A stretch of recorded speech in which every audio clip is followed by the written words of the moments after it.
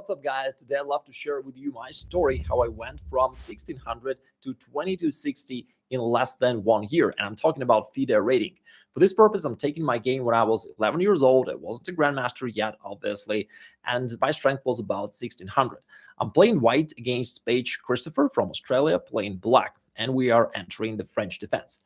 So my purpose with this game is to show you the difference. So I'll show you how I thought back then and how this thinking process should be improved in order to get to an advanced level. So I'll show you exactly how I did this so that hopefully you can replicate these ideas and get to the next level faster. All right, anyway, let's move on. So black plays the French defense, go knight c3, the two knights variation of the French defense. Black goes bishop b4, and that was the end of my opening knowledge right on the first move. So from then on, I'm playing on my own. Now, how would you play here if you're playing white? Let's think about that together so that we can walk through the usual thinking process and we'll see how to improve that, all right?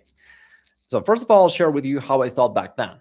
Now, I saw that black is putting pressure on this knight, and if they trade it off, they can then grab my pawn on e4, and I was concerned about that. So I thought, okay, what am I going to do with this pawn? Like, one of the obvious ideas is just to trade it off on d5.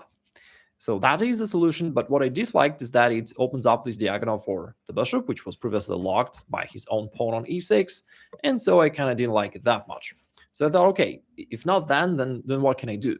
I could possibly defend this pawn by going d3, but it looks a little bit passive now. My own bishop is locked, and also maybe he can go d4 and make use of this pin.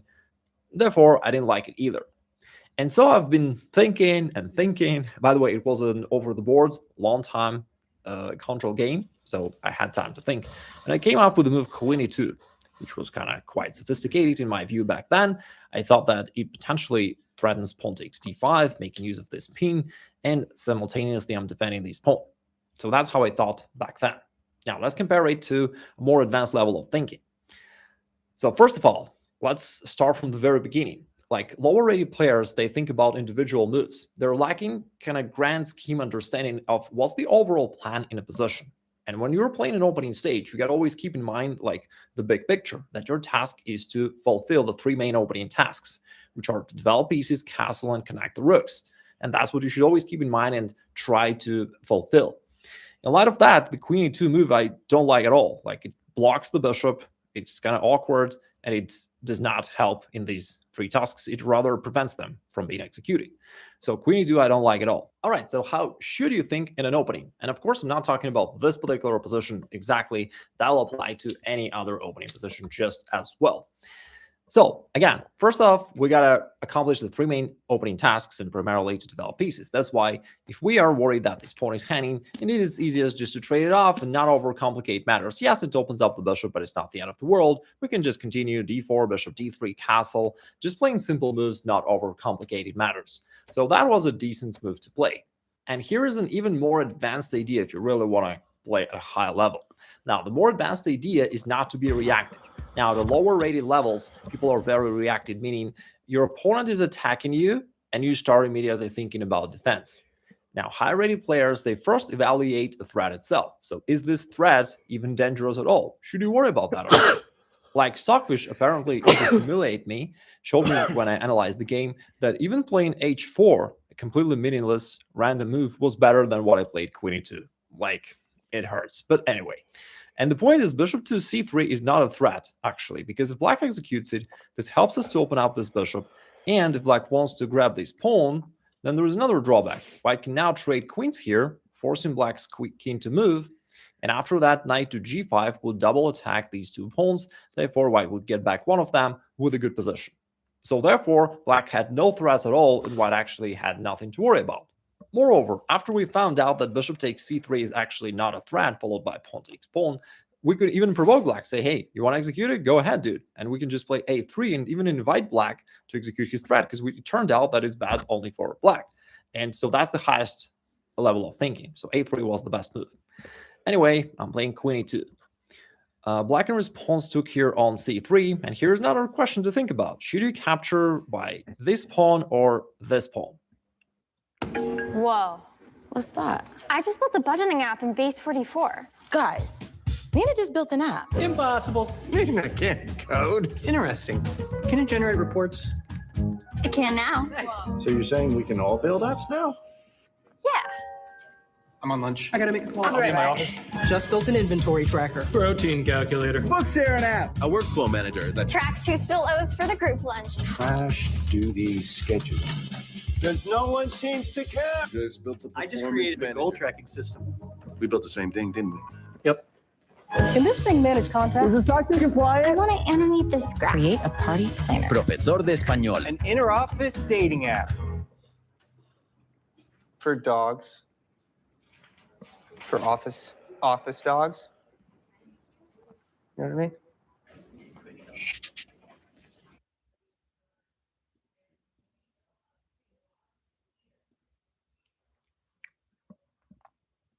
Unlike other team management apps, when it comes to time theft, Connect Team's all about accurate payroll without the blame. GPS clock-ins, live tracking, geofencing with auto clock out. That's what we call real-time visibility. Because let's be honest, you don't care what your team does on their lunch break. It's just about tracking the work. Connect Team protects your team from being underpaid, and it saves you all those compliance headaches. Timesheets fill themselves, changes are recorded without the mess, and the system instantly flags errors or missing data, freeing you from hours of manual work. And yeah, accurate payroll is definitely a win. But why stop there? Imagine applying that same efficiency to all your other operations. Build perfect schedules in seconds. See the job get done right in real time with digital checklists, and easily reach everyone with team updates and a dedicated work chat. Get the tools to free up time and have clarity to focus on what's ahead. Check out Connect Team.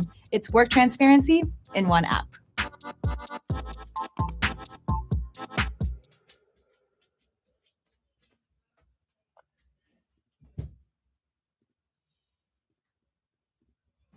Now, of course, it's not winning or losing the game, but nevertheless, it makes your position better or worse. So which move to pick? So first, I'll tell you how I felt back then. I heard the rule that it's advisable in such positions to take towards the center because it strengthens your center, and therefore I took with this pawn, thinking that it solidifies my center. Now, going back to the starting position, again, the problem of a lot of players, as far as I see, is not even that they don't know any chess rules at all, but rather that they heard a bunch of rules and they're not sure about priorities. So knowing those priorities makes things a lot easier and you play stronger. And in opening, if you focus on development, you don't overload yourself with a bunch of different ideas. And therefore, if we think about development, we need to think about this bishop, and pawn takes c3 was a lot better. This would open up the bishop, activate it, and white's position would be really good after that. Instead, I took with the b pawn, which was wrong. By the way, just to clear the doubts, when I say how I went from 1600 to 2260 in less than a year, some people might think that I'm just some sort of chess genius and I'm extremely talented. And I wish it'd be the case, but it's not. You see that in this game, I'm just like, I'm not hanging pieces in one move, but basically every move that I play is wrong to a different degree of rawness. And is there such a word in English, rawness? It would be weird if I say rawness wrongly. So I hope that it exists. Anyway, so I wasn't some sort of another Magnus Carlsen. I wasn't particularly talented because by this time, I've already studied chess for several years. I went to local club. I've, had a coach who trained a group of kids, myself included. So I wasn't new to chess. I studied it for several years, but I'm still playing like pretty bad moves all the time. Anyway, pawn takes e4, queen takes. So I'll tell you the real secret to my progress in a moment. Knight f6, he's attacking my queen. I dropped it back, queen h4. I mean, Stockfish says queen a4 was better, but I mean, it's a subtle thing. I don't think it matters that much. Black played b6. All right, so here's another position where white has a choice of which move to play. Now, in the game, so first let me tell you how I thought back then. I realized that he wants to play bishop b7, and from here, the bishop would attack my knight, possibly ready to destroy my pawn structure. And in order to prevent that, I played bishop e2, just wanting to develop a bishop and also to defend this knight against his bishop attacking it this way. While it may sound that it makes sense, it actually violates the principle of maximum activity, which says that you got to move pieces to most forward available squares. Because one of the essential ideas about chess is the idea of activity. You want to make your pieces active. You want them to control more squares. You want them to attack your opponent. And as you make more pieces active, you start dominating and you win. So bishop e2 is what nowadays I call a half move. It's like you wanted to make a move, but instead of doing it the right way, putting it to the most forward available square, you stopped it halfway through. Right? So that's what nowadays I teach students, but back then I did all these mistakes myself. So bishop b5 should be the first move to think about if you want to develop a bishop, putting it to the most forward available square once again. Now from here it attacks the king, and even though black can cover by going c6, that would also block his diagonal. So if now we drop the bishop back somewhere, it doesn't matter. If black ever wants to move the bishop here, it would be blocked by the pawn, and like this pawn takes away a square from the knight, for example. So that would anyway be nice for white. Instead, I played this passive move bishop e2, which is like, I mean, it's not losing the game, but it's just passive, and that's bad. Now let's move on. Black played bishop to b7. I castled. That's okay. Knight to d7. d4 I played. Maybe not the best move, but okay. Knight e4. Now here black starts creating some threats.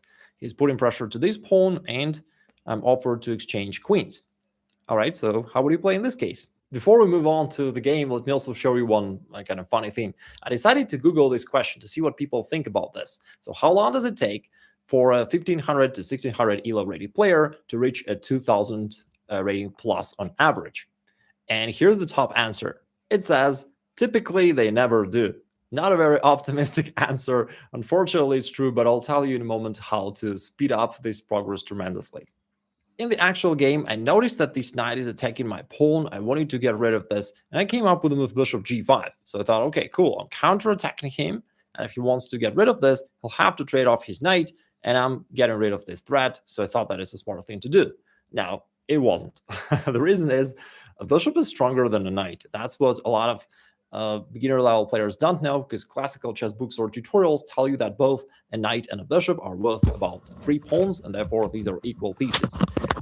Now, that is a simplification for beginners. In reality, bishop is a little bit stronger, although they're approximately equal. But in the vast majority of the positions, a bishop is a little bit stronger, and therefore you should not normally trade your bishop for your opponent's knight.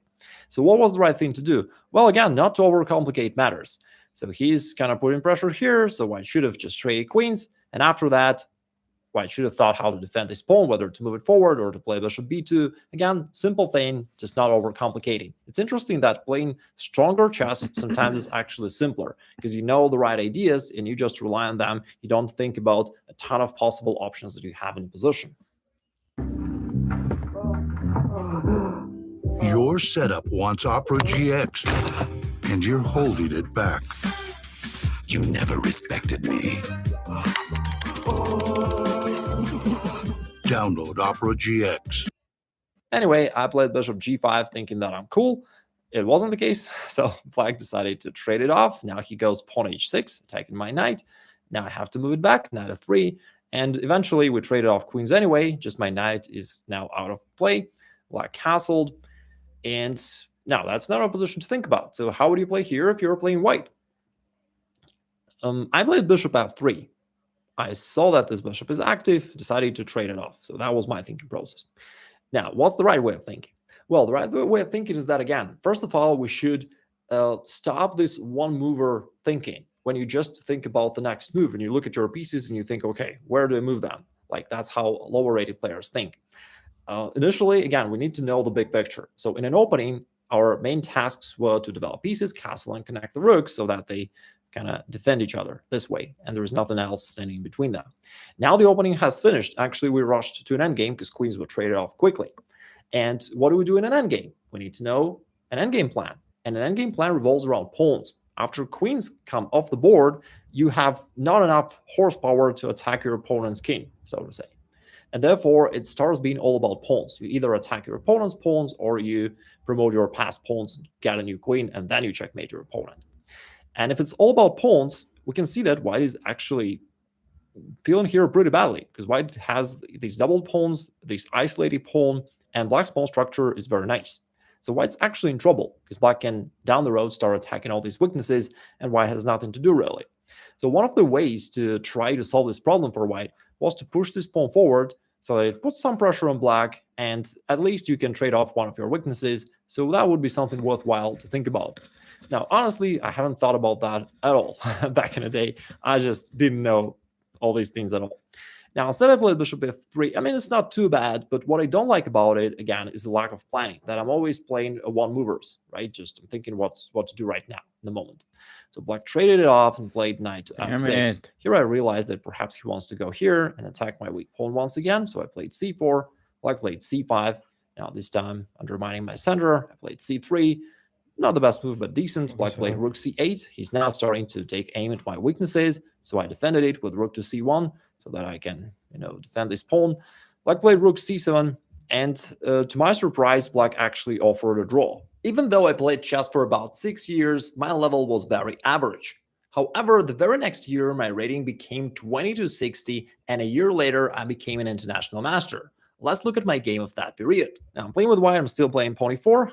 Black responds with pawn to c5, knight f3, knight c6, the Sicilian defense, pawn d6, pawn c4, grab in the center, knight c3, a6. So far, it's more or less standard. I think somewhere about this time, my opening knowledge has finished. So from now, I'm playing on my own, just developing pieces, castles, bishop g7, bishop e3, castles, and rook to c1. Now, in this case, my moves are a lot more meaningful. And what was the reason? Well, about that time, I found a really good chess coach who got my mind to the right track. And he told me all these things, that in opening, you develop pieces, castle, connect rooks, and you don't think about anything else. So that's what I'm just doing.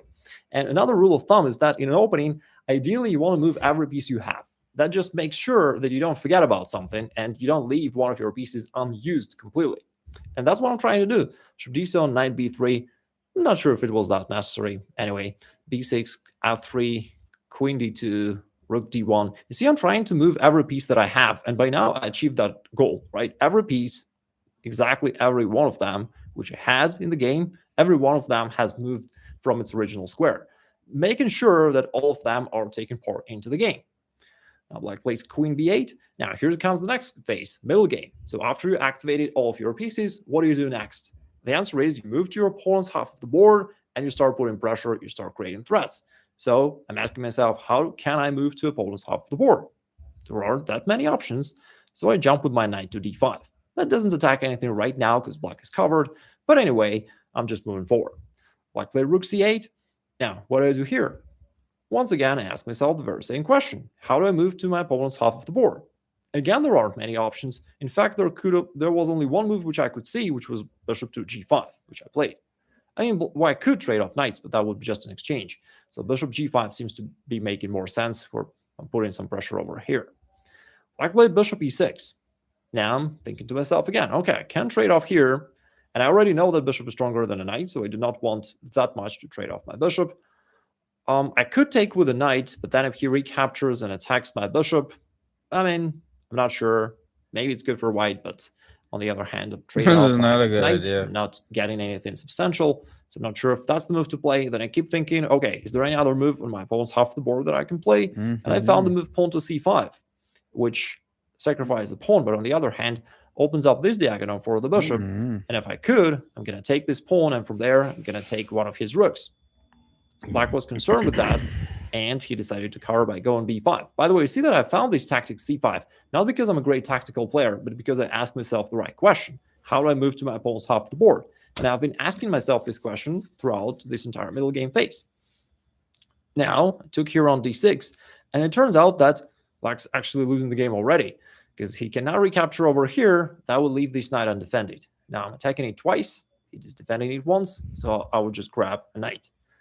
And if I get it back, the same thing if he captures with a queen. If I take over here, the problem for Black is that, he's going to lose something over here. He captures by the pawn, he'll hand a queen. He captures by the bishop, I can trade queens first, and then grab a bishop. Order Little Caesars new Detroit-style slices and sticks for only $4.99. You can have it all to yourself, human friend. And sorry about the coffee table. Get new Detroit-style deep dish slices and sticks for $4.99. Little Caesars is the real deal. Pizza. Here is how often you would use Zero in a day. It's designed to keep your business running smoothly and can save you hours a week on admin tasks. Like many. So pretty simple, right? Just following a couple simple ideas. In the actual game, let me get it back. In the actual game, Black realized that he can't recapture. He decided to instead take here. But now after recapture, everything is hanging here. White is a pawn up. Knight c5 is coming, possibly going after this rook. And white is getting a completely winning game, even though I still played far from perfect from there. And it took me a very long time to convert this advantage into an actual win. But nevertheless, overall, you can see that my game became a lot more smoother and a lot more meaningful without playing wrong moves all the time.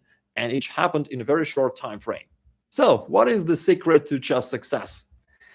Now, you see that the game we analyzed at first, the first game that I played, there I was just a regular guy, and I've been studying chess just like most other people. I've been, doing some tactical puzzles, playing some blitz games, then, reading some books or watching some videos, and I heard that these guys said do this, and I did it, and then the other coach or GM said do this, and I did that. So I did these random things, and so I had a bunch of ideas in my head, but I wasn't really sure what's like the right thing, and every position still left me confused about like, so what am I going to do here, right? And my game was very inconsistent with a lot of wrong moves. Now, from then on, what has changed is I got a coach, and he just got my mind on the right track. And he told me all these things that I'm sharing with you right now. Just do an opening, move every piece you have, activate them. In the middle game, look at the opponent's half of the board, ask yourself, how do you move there, and put some pressure, create threats. And I said, okay, gotcha. And I went on and I did what I was told to do, and things got a lot better than they were. All in all, chess progress can be a lot faster and a lot more smooth if you just know what to do. If you know that, okay, I got to do this and I got to this level, then I got to learn this and I got to the next level. And then you really go forward steadily, slowly but surely, and you got this desired progress. Now, I hope that you got a lot of useful ideas from this video itself, but of course it's a shorter YouTube video, so if you want to go more in depth, I got a course, Level Up Your Chess, where I give you all these ideas, like how to stop blundering, which is already plus 300 rating points immediately, and then what to do in opening, what to do in middle game, what to do in end game. It's a complete comprehensive course that gives you this guide towards chess progress. So if you're interested, you can click the link below the video and check it out right there. I'm sure you will enjoy it. It's my newest course, and I'm frankly quite proud of it. And I hope that you will benefit a lot from this. Also, let me know what's your story of chess progress. I'm curious to know. Let me know in the comments below, and I'll talk to you soon.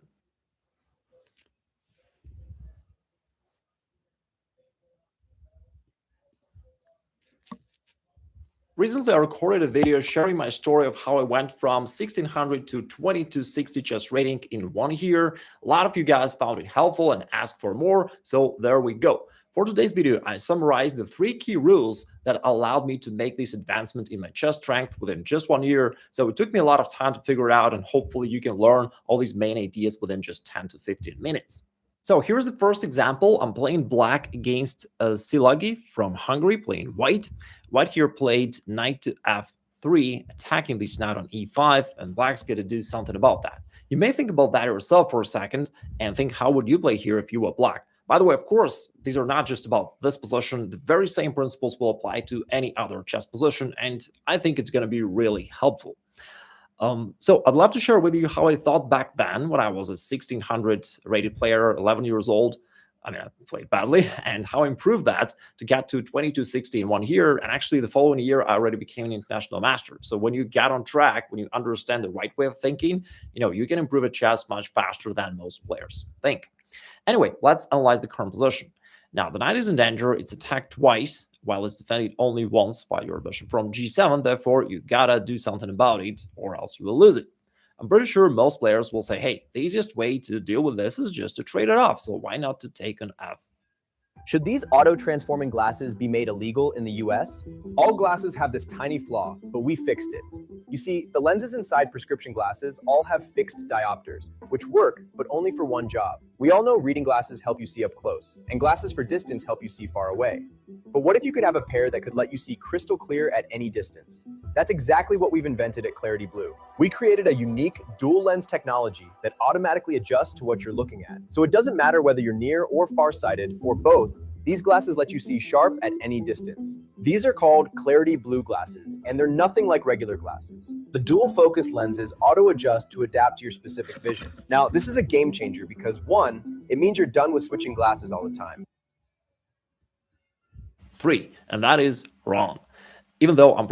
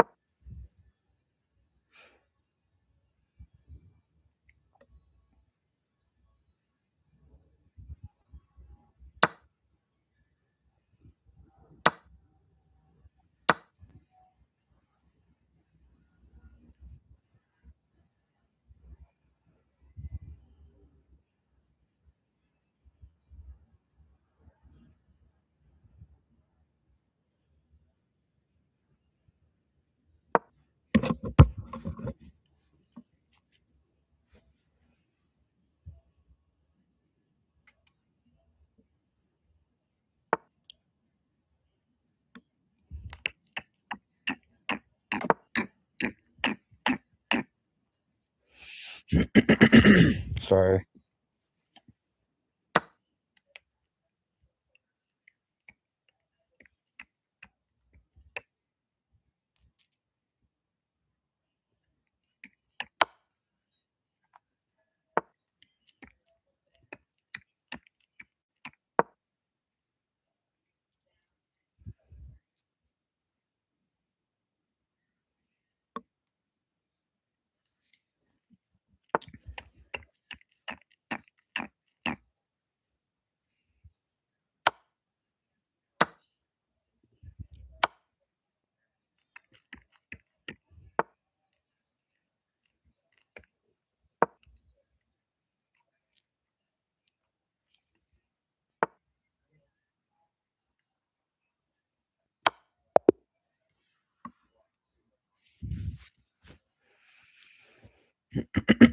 Let's go.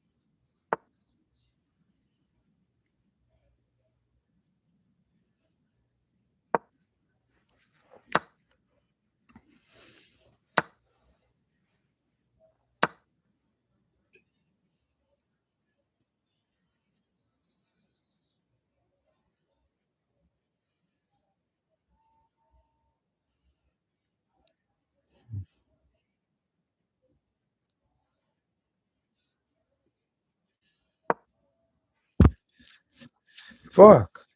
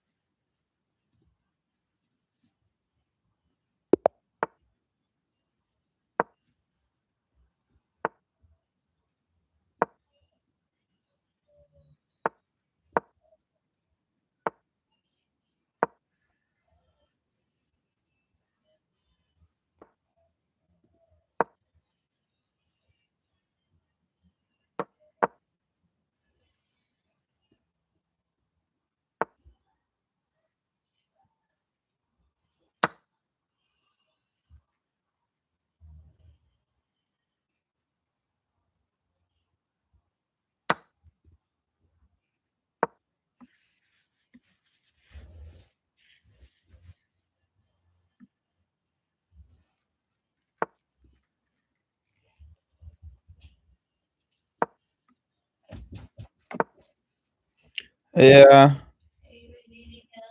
Not yet. Give me like 20, 30 minutes. Give me like 20, 30 minutes. Okay. Alrighty. Get in the house. Get in here.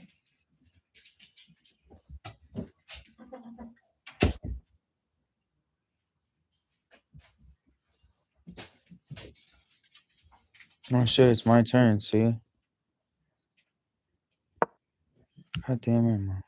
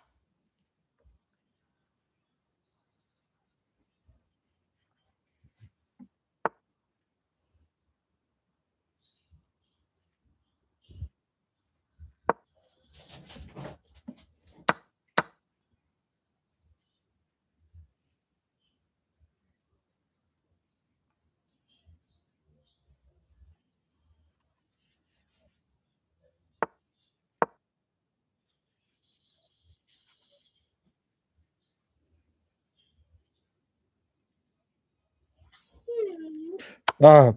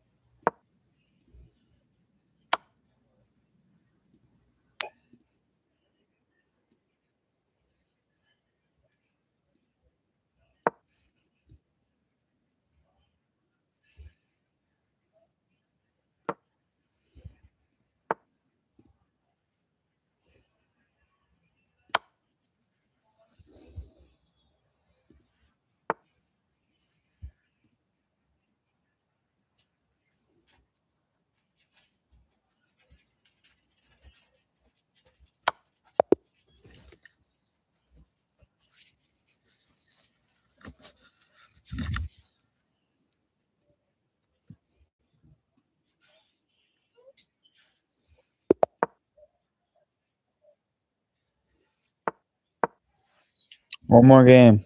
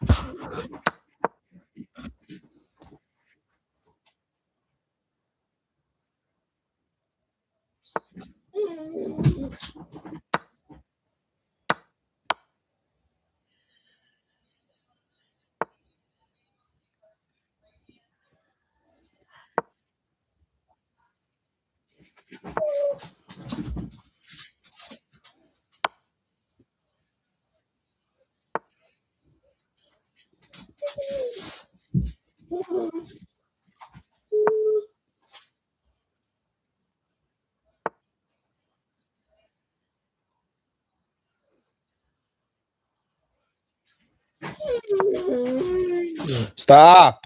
Shut up. Fuck.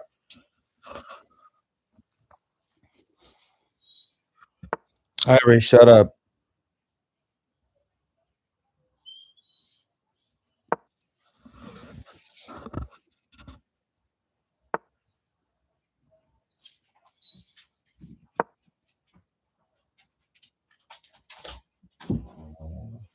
Shut up.